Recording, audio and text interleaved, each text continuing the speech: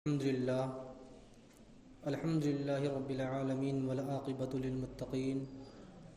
والصلاة والسلام على سيد المرسلين وعلى آله وصحابه أجمعين. أما بعد فأعوذ بالله من الشيطان الرجيم. بسم الله الرحمن الرحيم.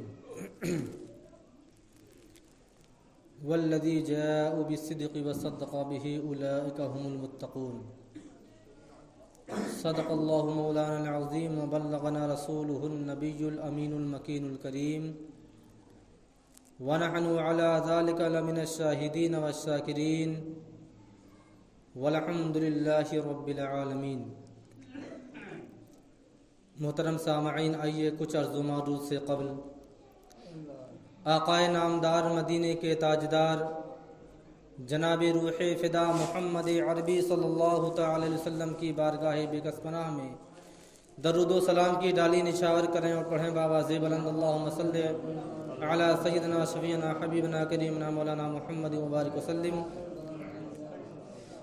صلاۃ و سلام علیک یا رسول اللہ صلی اللہ تعالی علیہ وسلم.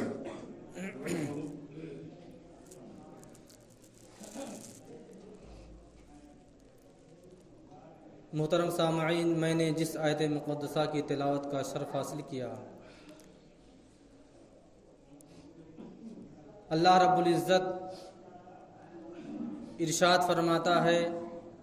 والذی جاءوا بالصدق وصدق به اولئک هم المتقون.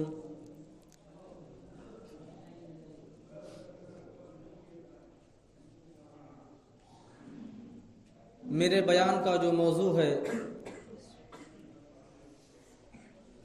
چونکہ اسی مہینے کی 22 تاریخ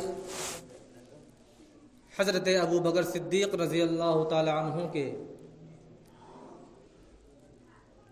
وصال کی تاریخ ہے، تو میں نے بہتر اور مناسب یہی سمجھا کہ خلیفہ اول امیر المؤمنین حضرت ابو بکر صدیق رضی اللہ تعالی عنہ کی سیرت کے متعلق ان کے زندگی کے مختصر حالات اور آپ کا عشق رسول آپ تمامی حضرات کے مابین بیان کروں.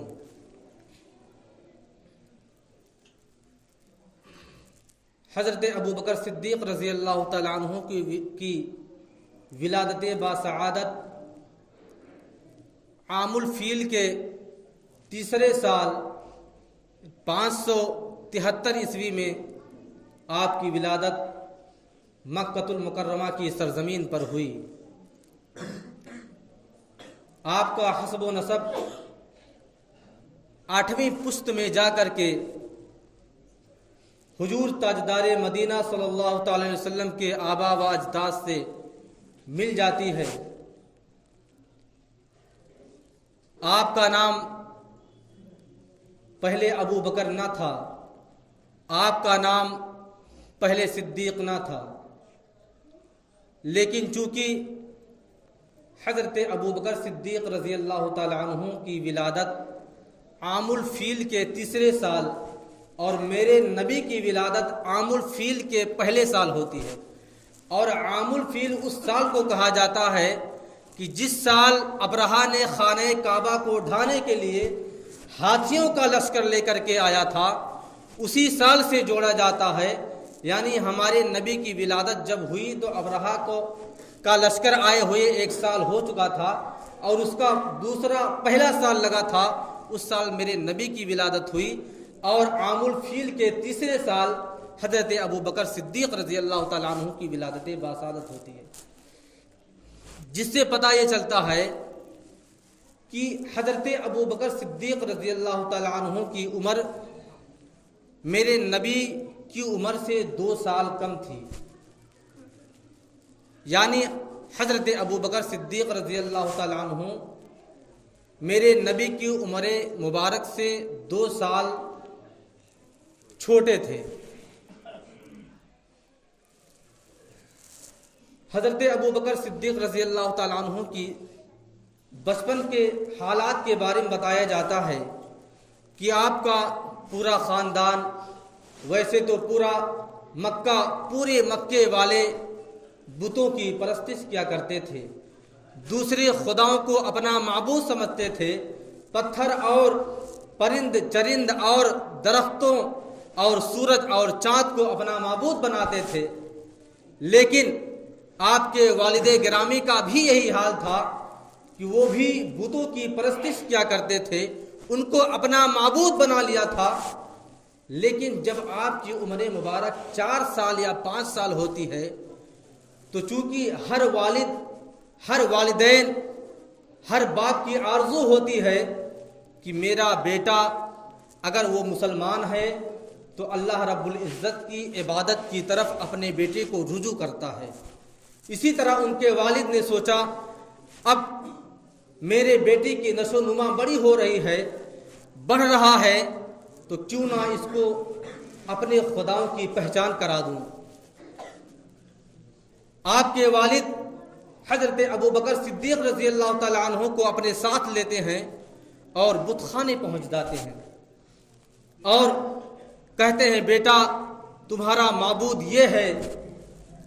تمہیں اس کی عبادت کرنی ہے۔ اتنا کہہ کر کے آپ کے والد بت خانے سے باہر آ جاتے ہیں۔ حضرت ابوبکر صدیق رضی اللہ تعالیٰ عنہ اس کم عمری میں بھی جانتے تھے کہ جو معبود ہوتا ہے، جو خدا ہوتا ہے، یقیناً وہ اپنے بندوں کے رزق کا مالک ہوتا ہے، یقیناً اگر اس سے کھانے کی چیزیں مانگی جائے تو وہ عطا کر دیتا ہے، اگر اس سے پہننے کی چیزیں مانگی جائے تو وہ عطا کر دیتا ہے۔ حضرت ابوبکر صدیق رضی اللہ تعالیٰ عنہ نے اس بت کے سامنے کھڑے ہو گئے اور آپ ارشاد فرماتے ہیں اگر تو میرا خدا ہے تو میں بھوکا ہوں تو مجھے کھانا دے دے، اگر تو میرا معبود ہے تو میں اچھے لباس پہننا چاہتا ہوں تو مجھے بہترین اور عمدہ لباس دے دے۔ اب آواز آتی کیسے؟ بتوں کے پتھر کے تراشے ہوئے بتوں سے آواز کیسے آ سکتی ہے؟ پھر حضرت ابوبکر صدیق رضی اللہ تعالیٰ عنہ اپنے ہاتھوں میں ایک بڑا پتھر اٹھاتے ہیں اور کہتے ہیں اگر تو خدا ہے، اگر تو معبود ہے تو میں تجھے مارنے جا رہا ہوں، اس پتھر سے میں تجھے زد کرنے جا رہا ہوں، اگر تو خدا ہے تو اپنے آپ کو تو بچا لے۔ حضرت ابوبکر صدیق رضی اللہ تعالیٰ عنہ نے پتھر اٹھایا اور اس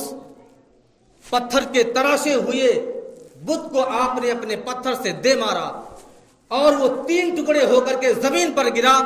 آواز باہر جاتی ہے۔ جب ان کے والد نے آواز سنی، اندر آ کے دیکھا تو دیکھا کہ بتوں کے تو 3 ٹکڑے پڑے ہوئے ہیں۔ حضرت ابوبکر سے دریافت کیا کہ بتوں کو کس نے توڑا ہے؟ اس نے کہا توڑا تو میں نے ہے، لیکن اگر یہ خدا تھا تو اپنے آپ کو بچایا کیوں نہیں؟ جب یہ اپنی حفاظت خود نہیں کر سکتا ہے تو کل میری حفاظت یہ کیسے کرے گا؟ فوراً ان کے والد نے نہ کچھ سنا نہ جانا، فوراً ایک تماچا حضرت ابوبکر صدیق رضی اللہ تعالیٰ عنہ کے رخسار پر دے مارا اور گھسیٹتے ہوئے لے آئے اور ان کی والدہ کی گود میں پھینک دیا اور کہا لو سنبھالو اپنے لال کو، تمہارے لال نے آج میرے خدا کے 3 ٹکڑے کر دیے ہیں۔ سوچئے خدا بھی ایسا کہ جس کے 3 ٹکڑے ہو جائیں اور خود کو پتہ نہ ہو، خدا بھی ایسا۔ تب ان کی والدہ نے کہا کہ آپ نے جو کیا غلط کیا، کیونکہ ابو بکر کے پیدائش کے وقت میرے کانوں میں غیب سے آواز آتی تھی کہ یہ بچہ کوئی معمولی بچہ نہیں بلکہ سلطنت اسلامیہ کا امیر المومنین بنے گا، یہ ایک دن خلیفہ اول بنے گا۔ میرے کانوں میں غیب سے آواز آیا کرتی تھی۔ اس کے بعد جب اسلام لانے کی بات ہوئی، جب میرے نبی نے اعلان نبوت مکۃ المکرمہ کی سرزمین پر کفار قریش کے درمیان فرمایا تو حدیثوں میں بھی آتا ہے بڑی بڑی کتابوں میں بھی آتا ہے کہ سب سے پہلے مردوں میں جس نے ایمان لایا وہ حضرت ابو بکر صدیق رضی اللہ تعالیٰ عنہ کی ذات بابرکات تھی۔ اسی طرح بچوں میں جو سب سے پہلے ایمان لائے حضرت علی کرم اللہ وجہ الکریم نے ایمان لایا۔ عورتوں میں سب سے پہلے حضرت خدیجہ الکبریٰ رضی اللہ تعالیٰ عنہ نے ایمان لایا۔ اب لوگ اس پر بھی سوال اٹھاتے ہیں کہ جتنے لوگ کہ ایمان لائے بھی تو صرف گھر کے لوگ، ابو بکر کیوں نہ لاتے؟ وہ تو ان کے یار تھے، وہ تو ان کے ساتھی تھے۔ لیکن دنیا کا جو مشاہدہ ہے، ایک گھر میں کتنا بھی بڑا پڑھا لکھا عالم شخص ہو، باہر کے لوگ اس کی بہت قدر کرتے ہیں، باہر کے لوگ اس کی بڑی عزت کرتے ہیں، لیکن اگر وہی بڑا عالم فقیہ اپنے گھر میں ہو تو اسی کے گھر والے اس سے دعا کروانے نہیں آتے، اس سے دعا تک نہیں کرواتے۔ کیوں؟ اس وجہ سے اس کے گھر میں اس کی کوئی عزت نہیں ہوتی۔ لیکن میرے نبی نے فرما دیا کہ اسلام وہ بول بالا، وہ ایسا مذہب ہے کہ میں نے اسلام کی فروغ، اسلام کی تبلیغ اپنے گھر سے شروع کی، جبکہ گھر میں کچھ ایسی چیزیں ہوتی ہیں کہ لوگ اس سے محبت نہیں کرتے۔ ایسے ہی لوگ دنیا میں لوگوں کی کچھ خواہشیں ہوتی ہیں کہ کاش اللہ تبارک و تعالیٰ مجھے مالدار بنا دیتا، مجھے رئیس بنا دیتا، میرا شمار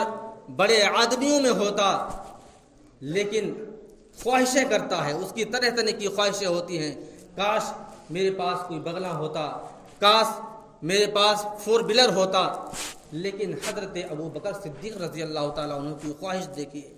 آپ کی چند خواہشیں تھیں، جس میں سے ایک دو میں آپ کے سامنے بیان کرتا ہوں۔ آپ فرماتے ہیں ان نظرت علی وجہ رسول اللہ صلی اللہ تعالی علیہ وسلم، یعنی حضرت ابو بکر صدیق رضی اللہ تعالیٰ عنہ ارشاد فرماتے ہیں کہ میری سب سے بڑی جو خواہش ہے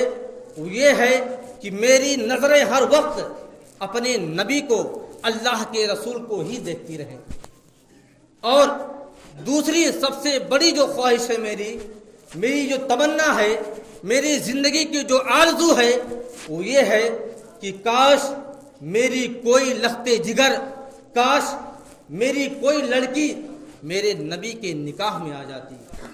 اور آپ کی دونوں خواہشیں اللہ تبارک و تعالیٰ نے پوری فرمایا۔ آپ کی چہیتے بیٹی حضرت عائشہ صدیقہ رضی اللہ تعالیٰ عنہا میرے نبی کے عقد میں آئیں، میرے نبی کے نکاح میں آئیں۔ کیوں؟ آپ کی سب سے بڑی خواہش تھی۔ اسی طرح جب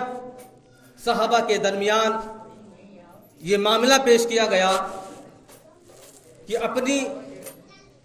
کتنی مال و دولت اللہ کی راہ میں خرچ کرنے کے لیے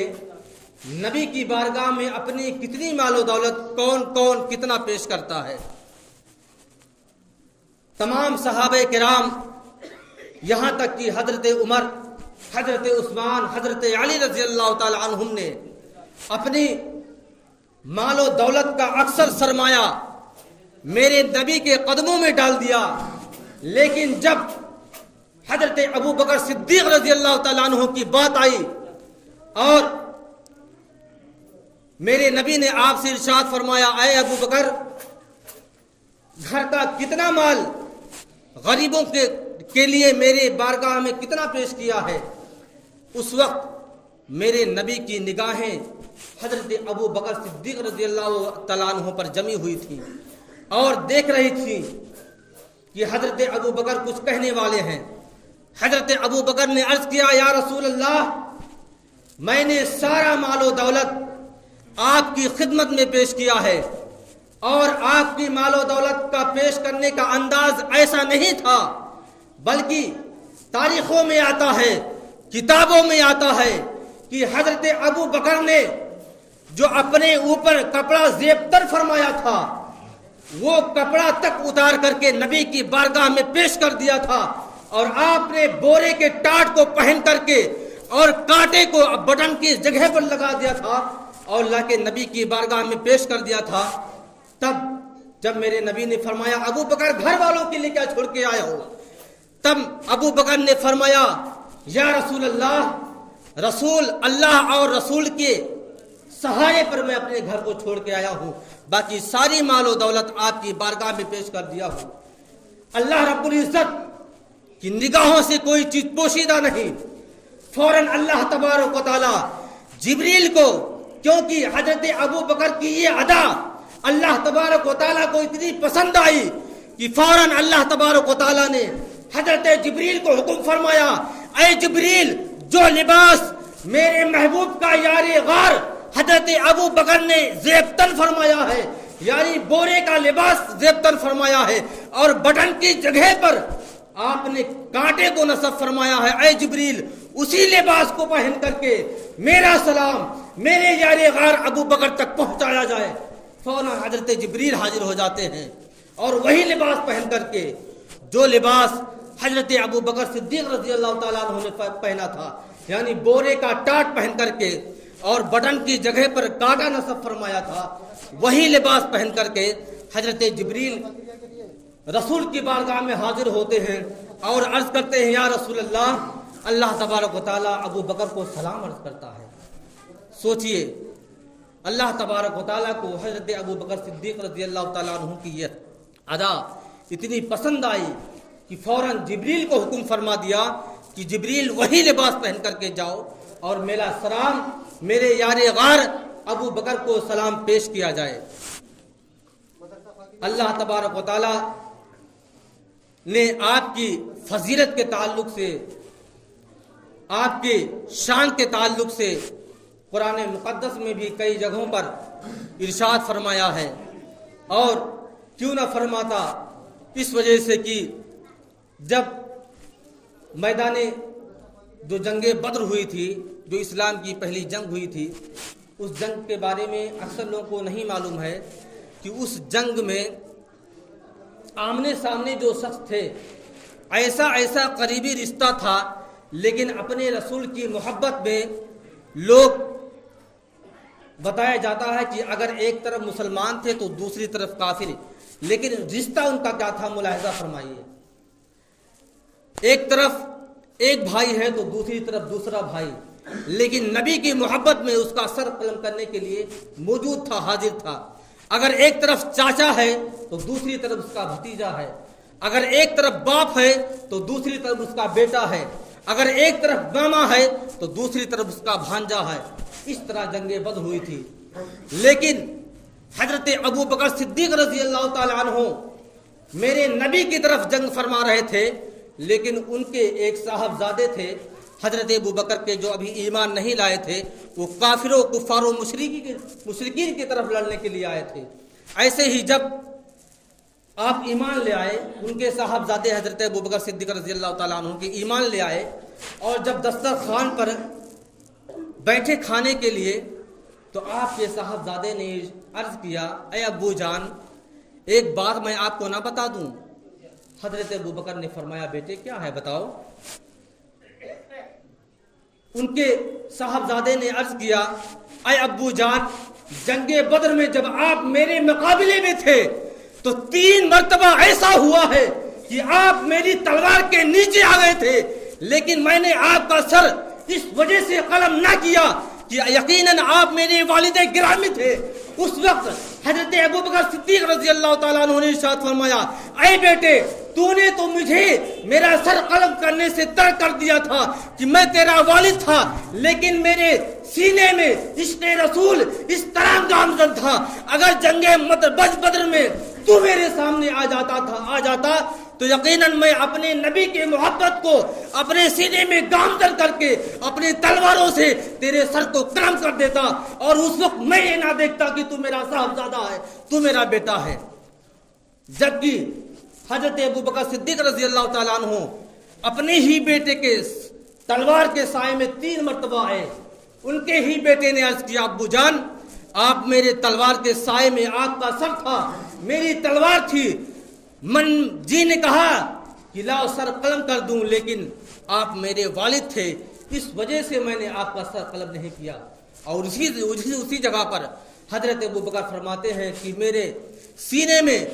اس طرح عشق رسول تھا کہ اگر بیٹے تو میرے سامنے آ جاتا، ایک ہی بار آ جاتا تو ایک ہی بار میں تیرا سر قلم کر دیتا، اور میں نہیں سوچتا کہ تو میرا بیٹا ہے، مگر میں اس وقت یہ سوچتا کہ تو یقیناً محمد کا دشمن ہے اور تو کفار و مشرکین کی طرف سے لڑنے کے لیے آیا ہے۔ اللہ تبارک و تعالیٰ کی بارگاہ میں دعا ہے کہ اللہ تبارک و تعالیٰ ہم تمام مسلمانوں کے دلوں میں حضرت ابوبکر صدیق رضی اللہ تعالیٰ عنہ کی محبت گامزن فرمائے۔ ہم تمامی مسلمانوں کو اللہ تبارک و تعالیٰ 5 وقتہ نمازوں کی پابندی کرنے کی توفیق و رفیق عطا فرمائے۔ وآخر دعوانا الحمدللہ رب العالمین۔ السلام علیکم۔